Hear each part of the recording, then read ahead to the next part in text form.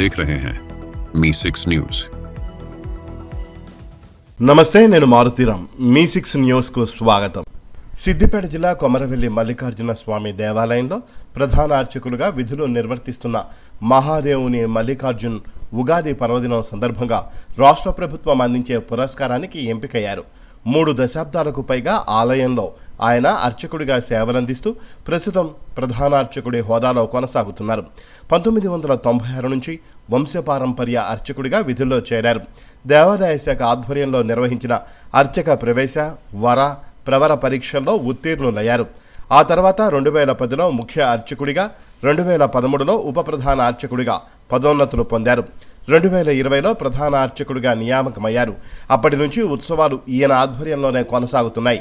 2018లో కుంభాభిషేకం, 2023లో రేణుక ఎల్లమ్మ విగ్రహ ప్రతిష్టోత్సవాల్లో కీలక పాత్ర పోషించారు.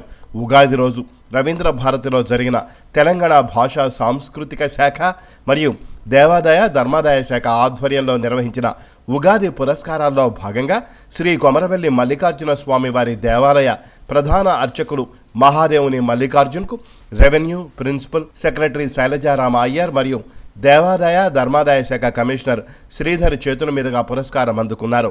ఈ సందర్భంగా ఆయనకు పలువురు మిత్రులు, బంధువులు, గ్రామస్తులు అభినందనలు తెలిపారు. ఈ సందర్భంగా మహాదేవుని మల్లికార్జున్ మాట్లాడుతూ ఉగాది పురస్కారానికి ప్రభుత్వం తనను ఎంపిక చేసి పురస్కారం అందించినందుకు చాలా సంతోషంగా ఉందన్నారు.